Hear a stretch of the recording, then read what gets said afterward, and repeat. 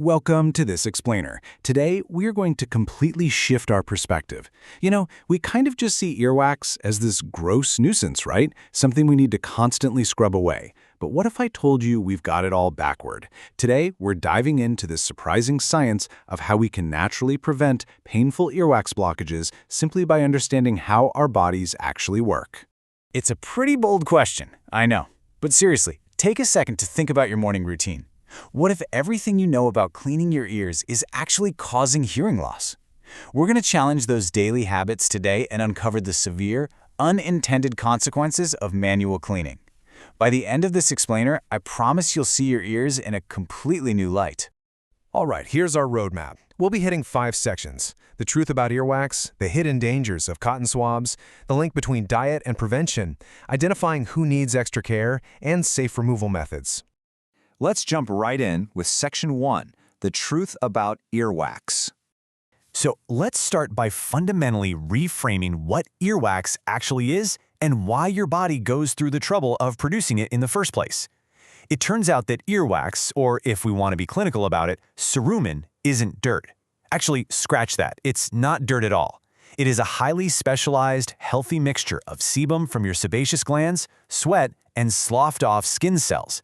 It acts as this amazing, waterproof, slightly acidic barrier. It literally fights off bacteria and fungus to protect the delicate skin of your ear canal. It's your body's built-in defense mechanism. The absolutely crucial point here is that simply having wax in your ear is completely normal. It only becomes a clinical issue, what doctors call a cerumen impaction, when it starts causing actual symptoms. We're talking about things like sudden hearing loss, that weird feeling of fullness, ringing in the ears known as tinnitus, or even a cough. Unless it's causing those specific symptoms or preventing a doctor from getting a clear look at your eardrum, a little bit of wax is exactly what you want. And because of this, you generally don't need to clean your ears. Your ear has its own built-in self-cleaning system. It's so cool. Glands produce the secretions, they mix with dead skin cells, and then here's the amazing part. This simple, everyday movement of your jaw from talking and chewing acts as a literal conveyor belt. It slowly pushes the wax outward toward the opening of the ear, where it just flakes off or washes away when you're in the shower. So if the ear cleans itself with this awesome conveyor belt, what happens when our good intentions sabotage the whole process? Which brings us to Section 2, the cotton swab danger. I really want to draw your attention to this powerful quote from otologist Dr. Yu-Tung Wang from Cedars-Sinai. He says, "Accidents are called accidents for a reason." He notes that every single patient tells him they are very careful and they only clean the outer part of their ear. But he shared this terrifying story of a patient who just bumped her hand while a swab was in her ear. It pushed deep into the canal, caused immediate bleeding, and almost completely destroyed her eardrum. She ended up needing surgery just to restore her hearing. Let's see how this builds into the broader dangers. The ultimate irony here is that using a swab acts exactly like a plunger. Instead of cleaning, you're just jamming the wax deeper in and stopping that natural conveyor belt dead in its tracks. And the physical risks? They are huge.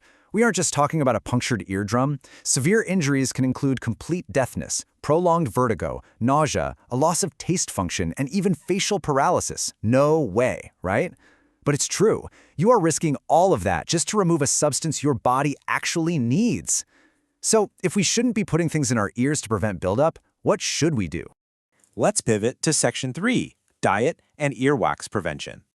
The real secret to preventing earwax isn't about what you put in your ear at all. It's about what you put into your body. There's a surprisingly direct link between your dietary choices and your earwax. Anecdotal and clinical observations suggest that eating a lot of fatty foods, dairy, caffeine, alcohol, and spicy foods can actually increase the volume of wax you produce. On the flip side, hydrating fluids, omega-3 fatty acids, and hormone-balancing foods like legumes and nuts can help reduce and soften your earwax naturally. Let's break down the fascinating biological mechanisms behind this, because why does diet matter so much? Well, a diet high in sugar causes insulin spikes, which in turn boosts the production of sebum, that's the oily part of your wax. Spicy foods contain capsaicin, which triggers your sympathetic nervous system to sweat, increasing wax volume. Dairy proteins can actually thicken your glandular secretions, and when you consume diuretics like caffeine or alcohol, your body dehydrates, so the ear canal overcompensates by producing more moisture and wax. Even high sodium can harden the wax by causing fluid retention. By balancing your diet, you're literally preventing excess wax right at the source. Moving right along to Section 4, Who Needs Extra Prevention? So, while optimizing your diet and simply leaving your ears alone works flawlessly for most of us, identifying high-risk populations is absolutely crucial. The elderly and people with naturally narrow ear canals are highly susceptible to impactions. And there's this fascinating phenomenon that happens with hearing aid users called mechanical milking. Basically, the constant presence of the physical hearing aid rubbing against the ear canal literally stimulates the glands to pump out excessive earwax. Plus, developmentally delayed or cognitively impaired adults are at high risk because they might suffer from severe wax-induced hearing loss, but lack the ability to express those symptoms to their caregivers. This all aligns perfectly with the clinical consensus from the American Academy of Otolaryngology.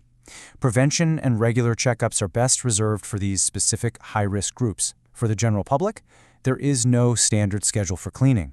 If you aren't in these groups and you aren't experiencing symptoms, you really don't need to try and prevent wax buildup through physical intervention. But what happens when natural prevention fails? Maybe you had a bit too much caffeine, wore earplugs all week, and now you've got an impaction. That brings us to our final part, Section 5, Safe Wax Removal Methods. Let's explore the safe, medically approved options. When you see a professional, they generally rely on two highly effective methods. On one hand, we have microsuction. This uses a tiny, low-pressure vacuum under a microscope. It's dry, it offers real-time visual precision, and it's completely safe, even if you happen to have a perforated eardrum. On the other hand, we have ear irrigation. This uses a controlled flush of warm water. It's often really comfortable for patients with soft wax, though it does lack the direct, real-time visualization of microsuction. Both are excellent options. The right choice just depends on your specific ear health history. Now, if you're waiting for that professional appointment to roll around, there are safe ways to prepare at home. You can apply simple olive oil or over-the-counter softening drops for 3 to 5 days beforehand to help break down the blockage. Keep drinking plenty of water to maintain your body's natural moisture balance.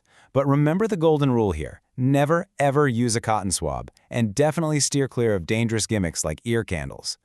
As we wrap up this explainer, I want to leave you with a simple yet provocative thought. We've learned today that your ears are incredibly self-sufficient and that true prevention really starts from the inside out.